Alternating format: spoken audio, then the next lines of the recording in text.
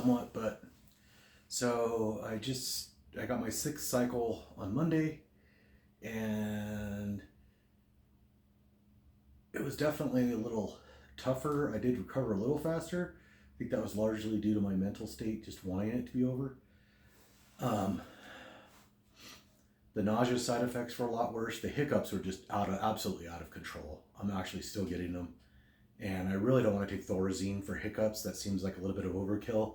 I don't want to totally just castrate my personality for the sake of not having hiccups, and giving somebody an antipsychotic for hiccups. Okay. Um, but I've been doing some research on this and looking at all the information that I have.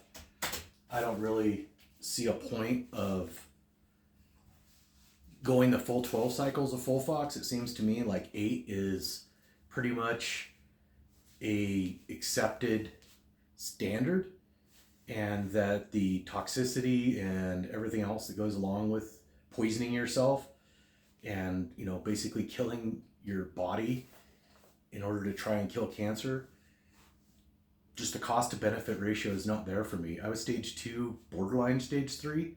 I had a micro-perforation. I was not stage 3 completely. I didn't have it in my lymph nodes. It didn't have metastasized into other areas of my body. It's been looked over multiple times. My CEAs are coming back really good right now. And I just don't honestly believe that doing 12 cycles is necessary. I'm not a terminally ill person. And I honestly think that this doctor, I think he has over 120 patients from my understanding. Every time he comes in to talk to me, he's got a list of patients that's this long. And it's like, I get it. Like, these hospitals, it's a fucking for-profit industry. And that's just the way it is. It's life, okay? I understand. I'm not complaining about it. Should it be better? Okay, yeah, I wish it could be. But I deal with reality. I don't deal with, I wish it was. And the reality is that he's not able, just as a human being, to provide the level of care to each individual that he would probably like to. He's able to provide a base level of care to everybody. And I'm sure the more demanding patients probably get better care, but I'm not going to be like that. I've already had to delay 2 cycles. My 5th and 6th cycle were both delayed due to low platelet counts, which means that the chemotherapy is having a direct negative impact. It's probably going to trash my white blood cell count for Lord knows how long, which will make me immunocompromised. And I'm not really willing to deal with the long-term neuropathy side effects of chemotherapy for the big maybe that I might be able to prevent cancer at some point in the future. It had not metastasized into my lymph nodes. It was barely detectable outside of the tumor that they removed. And so I just don't think that, I think that I'm being treated with a one-size-fits-all approach to chemotherapy. I don't think that, I'm not stage 3 or 4. I don't need 12 cycles of Folfox. I just really don't believe that. And so I'm really leaning strongly towards it. I'm consulting with a lot of friends and family right now and getting their opinion as far as what should I do. But I do believe that in modern American healthcare, you have to be your own advocate, because the doctors are there as a stopgap. They're there. I mean, we've got these fucking lawyers that sue for everything, that are trying to get rich off of everybody else's illness and injury, and they have affected the way that our physicians are able to provide medical treatment. I get it. Some physicians are negligent, and they should be held accountable for that. But when you get these ambulance chasers out there fucking suing everybody for everything just to make a quick buck, and people out there trying to get rich off of something, it's going to affect the way that physicians treat people. And I believe that they are going to, with an abundance of caution, they are going to treat everybody as a worst case scenario. I believe that, that's just the way that it is. And I've dealt with enough physicians to know, and I understand where they're coming from. It's freaking life, okay? It doesn't have to be perfect. It isn't the way it should be, but it is the way it is. And I believe that that is affecting the course of treatment that I've been recommended.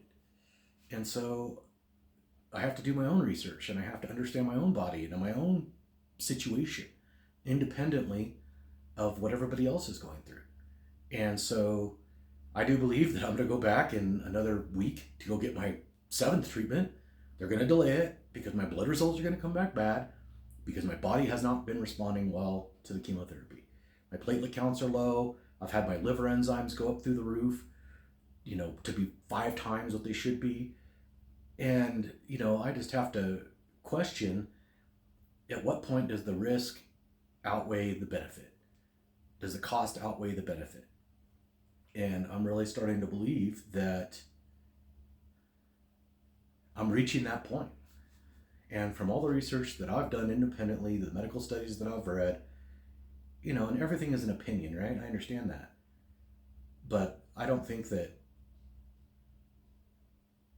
I've individually gotten enough attention from my doctor and others to make an educated opinion based on their advice. Their advice is going to be, they've got to try to balance the patient's interests with the hospital's interests. And sadly, it's not all about the patient and the care of the patient. There is a certain amount of them trying to protect themselves and their employer. Frankly, this is about money. And that's reality. And I can accept that, and I can understand that, and I can deal with that. But I take that into consideration when I'm making a decision.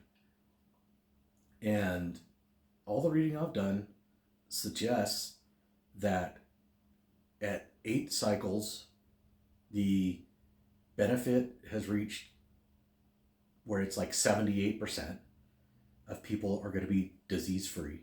And the median age for these is on average 60. I'm 50. And that they're disease-free after 5 years. And these are stage 3 and 4 patients. And so, looking at my given circumstance and everything that has to do with me, I just have to believe that I don't think that in additional 4 cycles, the toxicity, the neuropathy, the impact on my life, I have a job. And I have to take everything into consideration. And that's just the reality.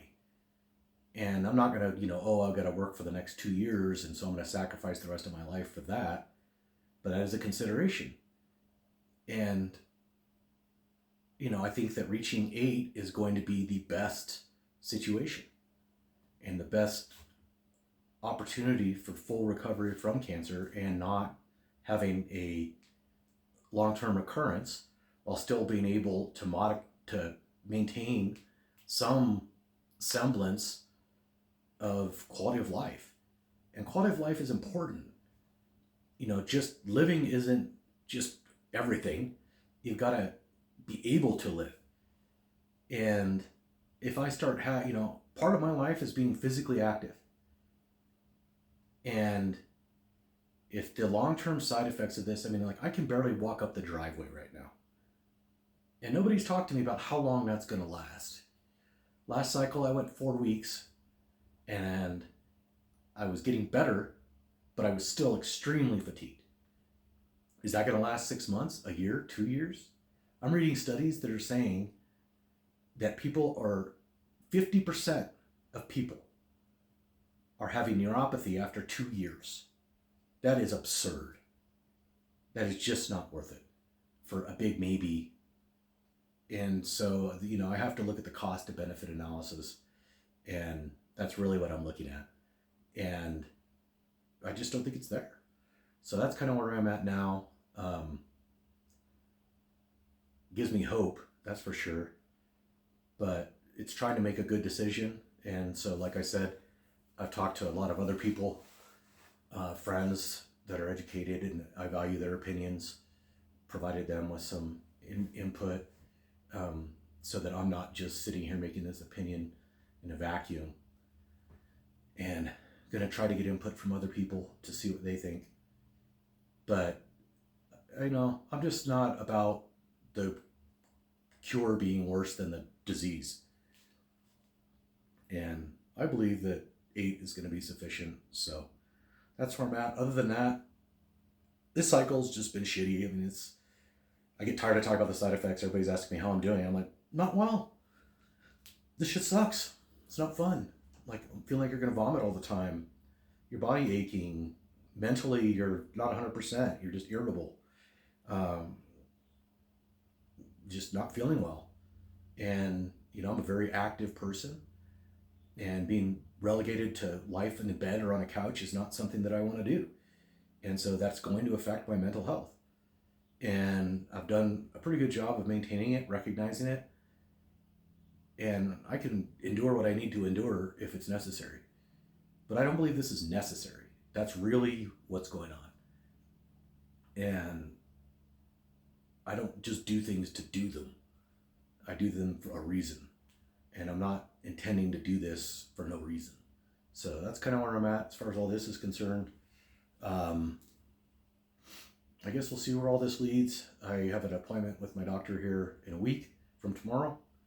So we'll see if I actually make it to that. I'll get my blood work done. I'm 90% sure that this treatment is also, it's either going to get, the dose is going to get lowered significantly, or it's going to get delayed. I mean, my platelets have been so freaking low that I'm borderline. So let's put it this way. My platelet count was around 60. I believe that at 40, you can spontaneously have a brain bleed. You can have a stroke. And these kinds of things, it's just like, okay, so I'm going to risk having a stroke to get a treatment that might work? No, I'm not doing that. Risk that if I get cut that I'm going to bleed out, risk that, I could have a heart attack. This chemotherapy is toxic, and it's poisoning other parts of my body. And like I said, quality of life is important. And it's like, oh, I survived cancer, but now I have a freaking fucked up heart and a bad liver because of chemotherapy. Let's be real. I feel like I pissed off fucking Russian President Putin right now, and I'm getting poisoned by him. But that's just where it's at. And, I'll do what I need to do in order to beat the cancer. But I just have to believe that the efficacy and the benefit outweigh the costs. And I'm just not 100% sold on that right now. This treatment is brutal. And I believe that America and I believe that the world can do better. And I think that there's a lot of financial interest tied up in cancer treatment. Every time I go in for a treatment, it's $3,600. I don't know how much the hospital is actually getting paid by my insurance and how much profit they're making off of it. But the pharmaceutical companies, everybody's making money off this deal. And I don't believe that the effort is being, I believe that there is legitimately good people that are out there trying to find a cure for cancer, but there is so many different kinds of cancer that you really have to focus on one. And so there is a need to be focusing on certain types, but that there's a vested financial interest in not, do you think these pharmaceutical companies really want to develop a treatment for cancer that they can't profit from? That's not what they're interested in. They're interested in developing chemicals to treat cancer, not cure cancer. And so that's just a fact of the matter. So anyway, enough of a rant from me. That's kind of where I'm at today. So we'll see how it goes, but it's back to work next week, which I actually am now valuing being able to work a lot more. But that's kind of where I'm at. So hope you all have a good day. Stop recording.